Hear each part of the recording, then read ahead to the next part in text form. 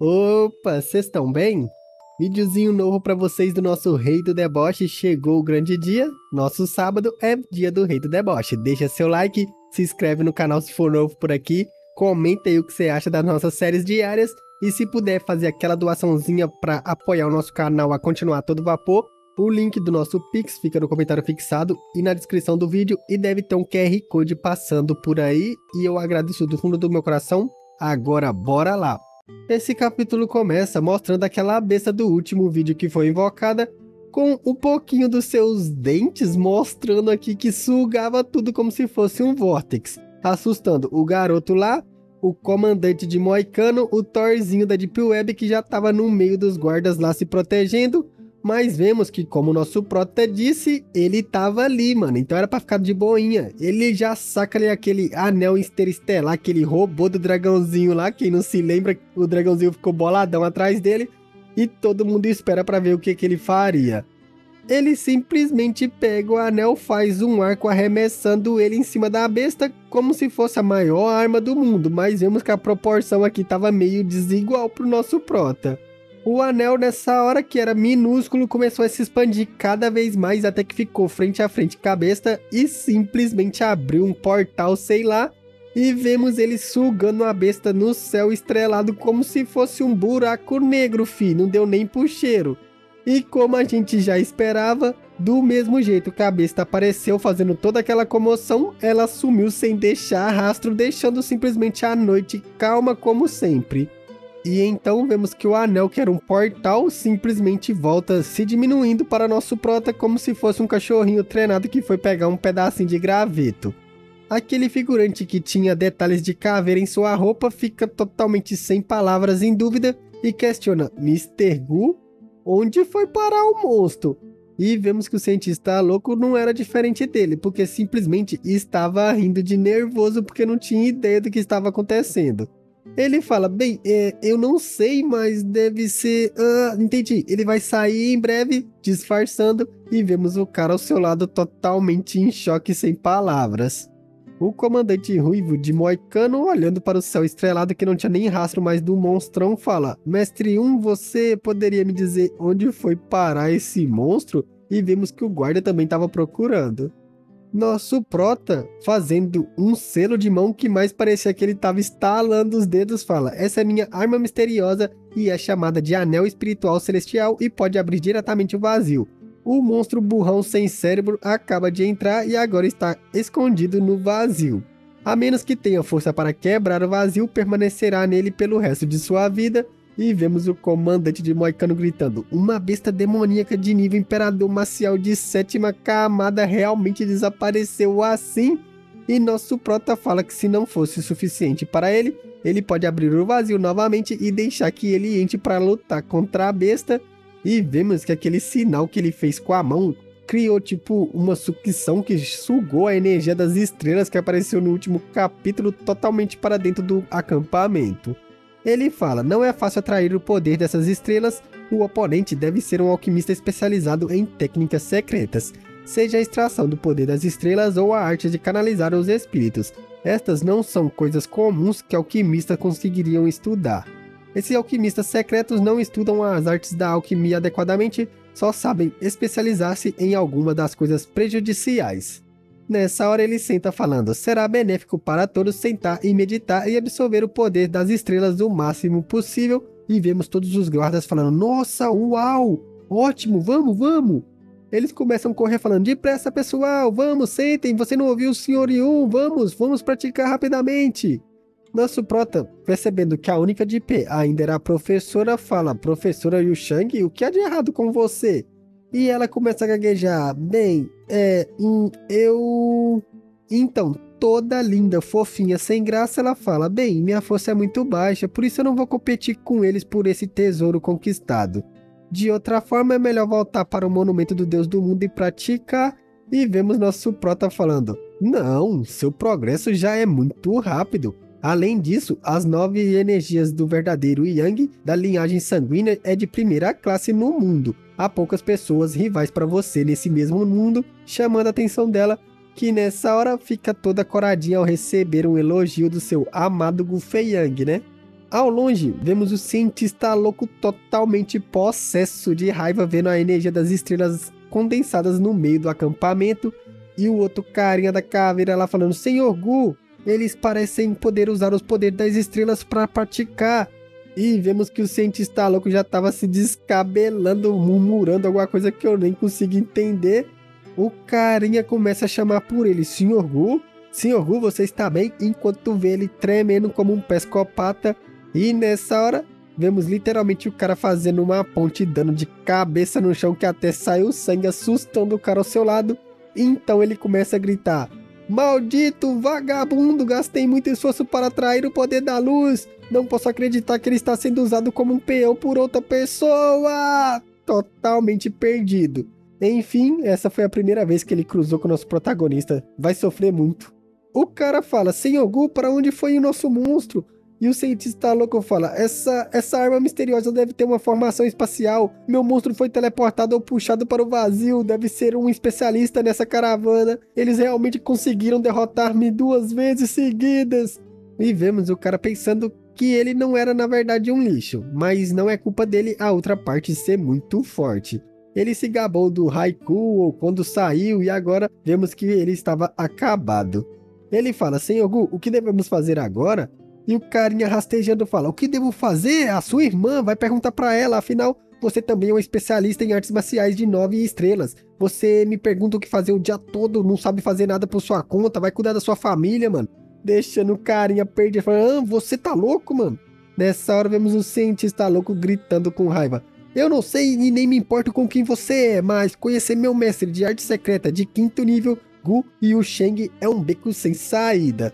E nessa hora, vemos que no acampamento, enquanto nosso prota estava contemplando, todo mundo falava: nossa, muito forte agora, o poder das estrelas é realmente notável, pelo menos é equivalente a 3 meses de cultivo rigoroso. Eu consegui, realmente eu fiz isso.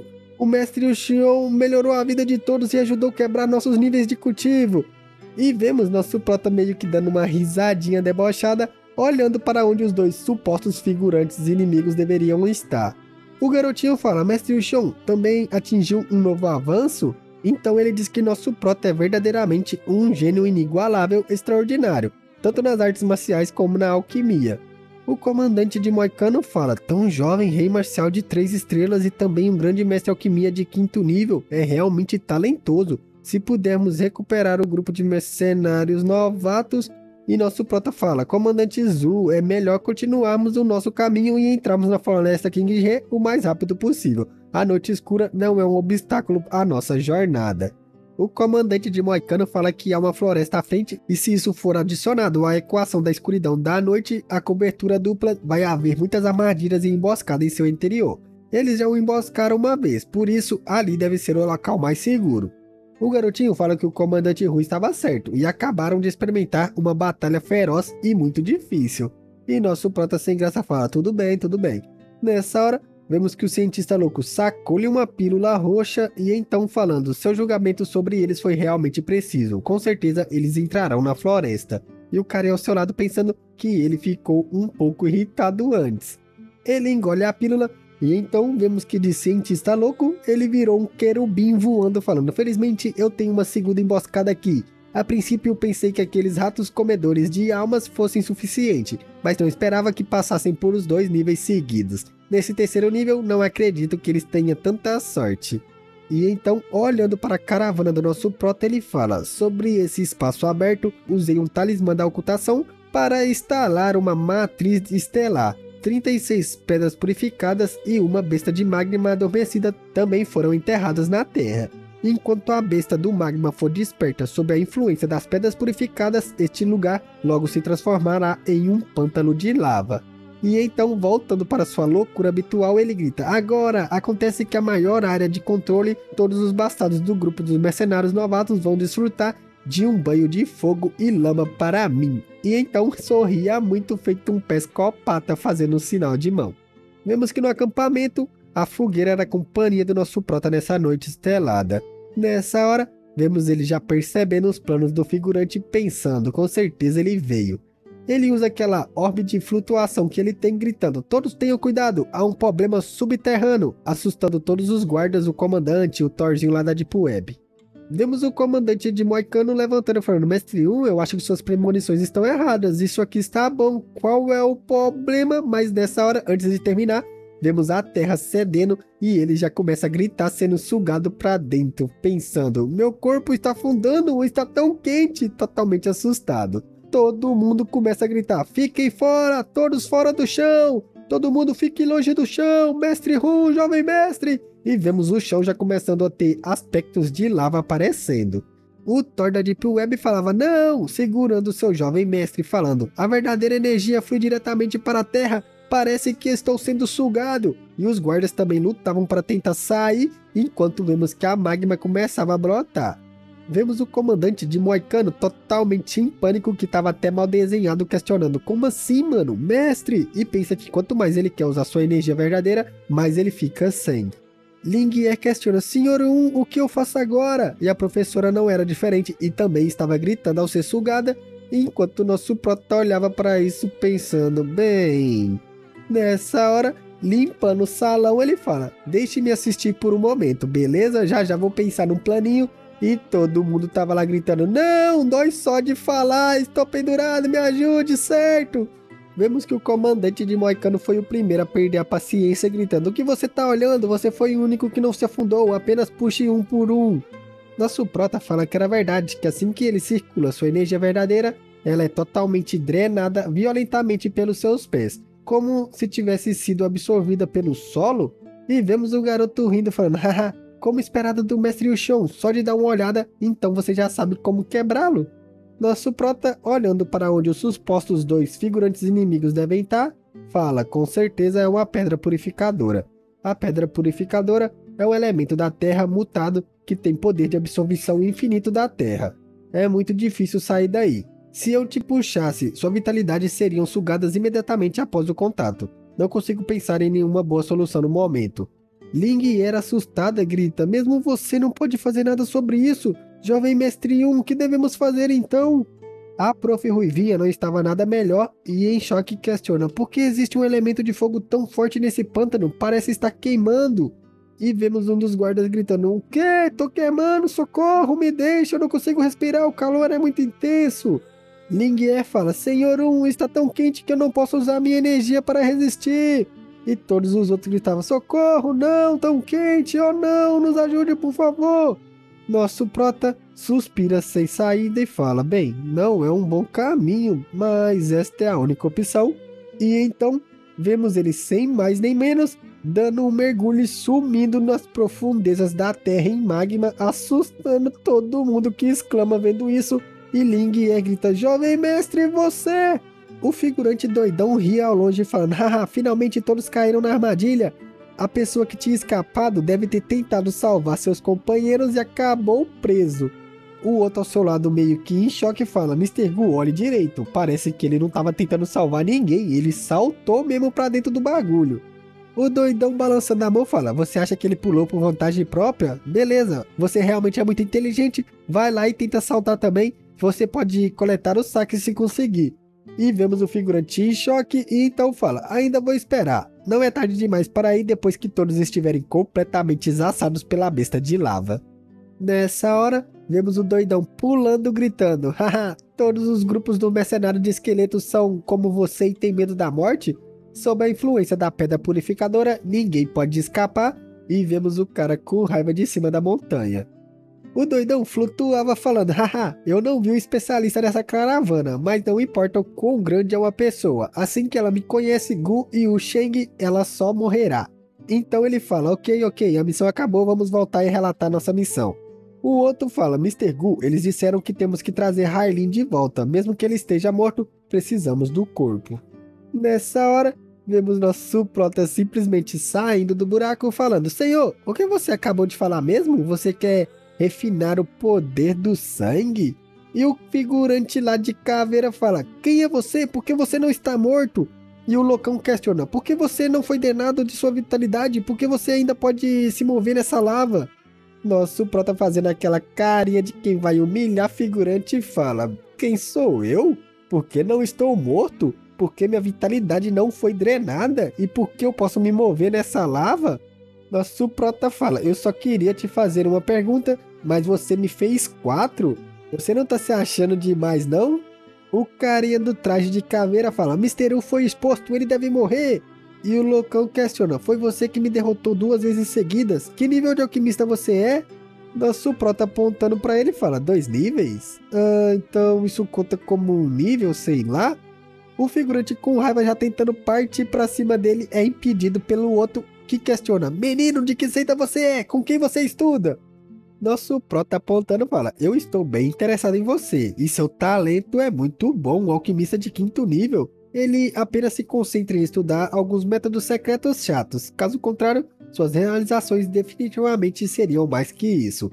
E ao julgar pelo que você aparenta, você deve ter menos de 30 anos, isso é realmente bom. O figurante totalmente possesso grita, rapaz, como você ousa zombar de mim? Não pense que só por ter algum talento você será o melhor do mundo. E nosso prota debochando fala, bem, é tão difícil falar a verdade hoje em dia. O figurante loucão, perdendo a paciência, levanta sua mão falando, vou te ensinar a respeitar os mais velhos. Então ele grita, os 5 mantras das flores de espelhos. E vemos nosso prota nessa hora sendo totalmente cercado por uma forte energia que se transformou em uma planta carnívora, sei lá. Nessa hora, vemos nosso prota simplesmente exalando aquela energia dourada por seu olho e todo o seu corpo e questiona um ataque mental enquanto encostava em uma das plantas. Nessa hora, o simples toque do nosso prota acabou facilmente com toda a técnica do figurante que questionava em pânico. O quê?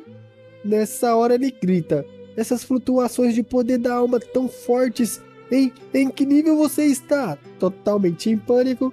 Então ele começa a se contorcer mais uma vez falando, impossível, você é tão jovem, como pode ser tão poderoso? Eu recuso acreditar. E até tremia de raiva. E nosso prota nessa hora meio que fica em dúvidas e assustado, percebendo que estava alguma coisa acontecendo com o figurante que canalizava energia.